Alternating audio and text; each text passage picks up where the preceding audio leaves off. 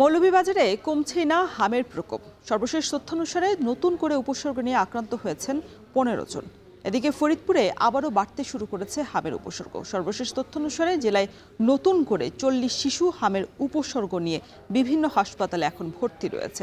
এনে সবশেষ পরিস্থিতি জানাতে মৌলভীবাজার 250 শয্যা জেনারেল হাসপাতাল থেকে যুক্ত হয়েছেন এম এ হামিদ এবং ফরিদপুরে রয়েছেন মফিজুর রহমান শিপন। শুরুতেই হামিদ, আপনার কাছে জানতে চাই, জেলায় এখনো হামের প্রকোপ কেন কমছে না? চিকিৎসকরা কি বলছেন এ নিয়ে?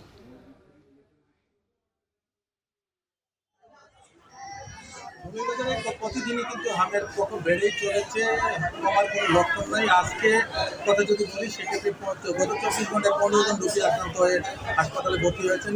মৌলভীবাজার সদরে এই মুহূর্তে আইসিইউ ওয়ার্ডে 27 জন রোগী ভর্তি রয়েছেন। এছাড়াও 7টি উপজেলা হাসপাতালগুলোতে কিন্তু আরও রোগী ভর্তি রয়েছেন। আমি কথা বলেছিলাম সিভিল সার্জন ডাক্তার মামুনুর রহমানের সাথে। তিনি জানিয়েছেন যে তাদের টিকাদান কর্মসূচি এখন পর্যন্ত অব্যাহত রয়েছে, কিন্তু তিনি বলেছেন যে অনেক শিশুকেই কিন্তু তাদের যে গার্জিয়ানরা রয়েছেন তারা টিকা দিতে চাননি। তো আমি অনেক গার্জিয়ানের সাথে কথা বলে জেনেছি যে তারা জানেনই না কখন আমের টিকা দেওয়া হবে এবং সেজন্য তারা শিশুদেরকে টিকা দিতে পারেনি। অপরদিকে 250 শয্যা জেনারেল হাসপাতালের তত্ত্বাবধায়ক ডাক্তার প্রণয়কান্তি দাসের সাথে কথা বলেছি। তিনি জানিয়েছেন যে এই মুহূর্তে হাসপাতালে আইসোলেশনে রোগীর চাপ বাড়ছে এবং হামের পাশাপাশি কিন্তু ডেঙ্গু রোগীর চাপও বাড়ছে। ডেঙ্গু রোগীর জন্য আলাদা 6 বেডের একটি আইসোলেশন সেন্টার খোলা হয়েছে, সেখানে 3 জন রোগী ভর্তি হয়েছেন।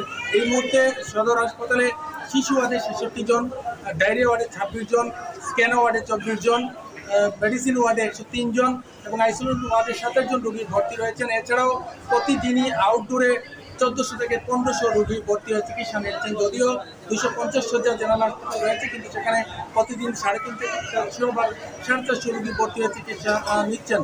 এছাড়াও যা ডাক্তাররা বলছেন যে এতে আতঙ্কিত হওয়ার কিছু নেই। রোগীদেরকে জ্বর সর্দি কাশি যখন দেখা দিবে বা ডায়রিয়া দেখা দিবে তখন তাদেরকে আলাদা রুমে রাখতে হবে, আলাদা করে রাখতে হবে এবং আলাদা রেখে তাদেরকে পরিচর্যা রাখতে হবে। যখনই তাদের রেস্ট দেখা দিবে তখনই কিন্তু হাসপাতালে নিতে হবে। জ্বর সর্দি কাশি যখনই হবে তখন কিন্তু তাদেরকে নিবিড় পর্যবেক্ষণ রাখতে হবে। এই ছিল আমার কাছে মৌলভীবাজার থেকে হাম নিয়ে সব শেষ।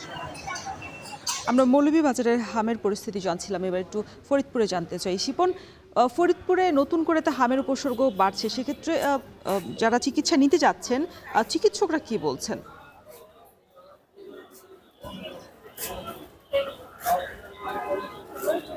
আপনাকে জানিয়ে রাখতে চাই, গত 1 মাস কিন্তু মূলত ফরিদপুরের অঞ্চলে হামের রোগী একেবারেই কমে গিয়েছিল, এমনটি জেলা স্বাস্থ্য বিভাগ থেকে আমাদেরকে নিশ্চিত করেছেন। তবে গত 3 থেকে 4 দিন হলো হামের আবার রোগীর উপসর্গের রোগীর সংখ্যা বেড়েছে।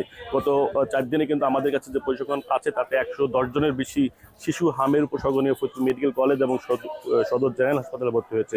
আর গত 24 ঘন্টার হিসেব যদি বলতে হয় সেক্ষেত্রে 40 শিশু কিন্তু ভর্তি হয়েছে হামের উপসর্গ নিয়ে। তো সব মিলিয়ে এই মুহূর্তে ফরিদপুর মেডিকেল কলেজ হাসপাতাল এবং ফরিদপুর জেনারেল হাসপাতালে 99 জন হাম আক্রান্ত অর্থাৎ হামের উপসর্গ নিয়ে কিন্তু ভর্তি হয়ে চিকিৎসা নিচ্ছে, এমনটি কিন্তু আমরা জানতে পেরেছি। তো ফরিদপুরের civil surgeon doctor Mahmudul Hasan যেটি আমাদেরকে জানিয়েছেন যে হামের হঠাৎ করে আবার 3-4 দিনে যে হামের প্রাদুর্ভাব বেড়েছে, এটা হতাশ হওয়ার কিছু নয় বা চিন্তিত হওয়ার কিছু নয় অভিভাবকদের। তবে যারা এখনো টিকা নেয়নি বা টিকার আওতায় আসেনি তাদেরকে তিনি বলেছেন যে সরকারি বিভিন্ন স্বাস্থ্য কেন্দ্রগুলোতে কিন্তু হামের টিকা দেওয়া হচ্ছে, সেখানে কিন্তু গিয়ে দ্রুত হামের টিকা নেওয়ার ব্যাপারে তার পরামর্শ দিচ্ছেন। পাশাপাশি হামের উপসর্গ বা হামের আবির্ভাব এমন লক্ষণ দেখা মাত্রই কিন্তু তিনি স্বাস্থ্য বিভাগ থেকে বলা হচ্ছে বারবার যে দ্রুত চিকিৎসকের পরামর্শ অনুযায়ী স্বাস্থ্য কেন্দ্রে যাওয়া বা চিকিৎসক যেভাবে ব্যবস্থাপত্র দেয় সেটি মেনটেন করে শিশুকে লালন পালনের পরামর্শ দেওয়া হচ্ছে, এটি বলতে স্বাস্থ্য বিভাগ। তবে আমি ফরিদপুর মেডিকেল কলেজ এবং সদর হসপিটালে এসে দেখেছি যে এখানে যে রোগীগুলো রয়েছে তাদেরকে পর্যাপ্ত সেবা দেওয়া হচ্ছে। আমি এখানে কথা বলেছিলাম, এখানে স্বাস্থ্য সেবিকা যারা রয়েছে, নার্স যারা রয়েছে, স্বাস্থ্যকর্মীরা যারা রয়েছে, তারা কিন্তু বলেছেন যে সরকারিভাবে কিন্তু এই হামের বিষয়ে সতর্ক নির্দেশনা দেওয়া আছে স্বাস্থ্য বিভাগ, জেলা স্বাস্থ্য বিভাগের পক্ষ থেকে নিয়মিতই কিন্তু তাদেরকে তদারকি করা হচ্ছে এবং কোনো রকম ব্যত্যয় ঘটলে কিন্তু তারা প্রয়োজনীয় ব্যবস্থা নিচ্ছে, এরকম কথা বলেছে। পাশাপাশি এই হাম ওয়ার্ডে যে যারা কর্ম করে অর্থাৎ যে স্বাস্থ্য সহকারী রয়েছে তাদেরকে কিন্তু ছুটিও বাতিল করেছে, এমনটি বলেছেন যে এই সময়টিতে বিশেষ ব্যবস্থা নেওয়ার জন্য, বিশেষ সেবা দেওয়ার জন্য কিন্তু মূলত এই উদ্যোগ নেওয়া হয়েছে। অন্যদিকে হামের রোগীদের যে চিকিৎসাপত্র অর্থাৎ যে ওষুধপত্র দিতে হয় সেটিও কিন্তু পর্যাপ্ত রয়েছে, এমনটি কিন্তু স্বাস্থ্য বিভাগের পক্ষ থেকে আমাদেরকে জানানো হয়েছে। তো আমি কথা বলেছিলাম এই প্রসঙ্গে ফরিদপুরের জেলা প্রশাসক মাজহারুল ইসলামের সঙ্গে। তিনি বলেছেন স্বাস্থ্য বিভাগের সাথে সমন্বয় করে ফরিদপুর জেলায় যে 9টি উপজেলা রয়েছে সেখানে উপজেলা নির্বাহী অফিসার এবং ইউনিয়ন পর্যায়ে যারা সরকারি প্রতিনিধি রয়েছে তাদেরকে কিন্তু নির্দেশনা দেওয়া হয়েছে বিভিন্ন রকম প্রচারণা, অর্থাৎ সরকারি যে স্বাস্থ্য বিভাগের যে হামের বিষয়ে যে সচেতনতামূলক যে প্রচারণা রয়েছে, সেই প্রচারণাগুলো কিন্তু মানুষের কাছে পৌঁছে দিতে, অর্থাৎ যারা সরকারি সুযোগ সুবিধা নিতে বিভিন্ন সেবা কেন্দ্রগুলোতে আসে, সরকারি সেবা কেন্দ্রগুলোতে আসে, সেই মানুষগুলোকে কিন্তু হামের বিষয়ে সচেতন করার জন্য তারা পদক্ষেপ নিচ্ছে। সব মিলে বলতে হয় যে জেলা স্বাস্থ্য বিভাগ কিন্তু সর্বোচ্চ চেষ্টা করছে এই প্রতিরোধ করার জন্য এবং মানুষকে সচেতন করার জন্য। তো রওশন ছিল ফরিদপুরের হামের সর্বশেষ খবর। হাম পরিস্থিতির খবর জানাতে ঢাকার বাইরে থেকে যুক্ত ছিলেন সহকর্মীরা।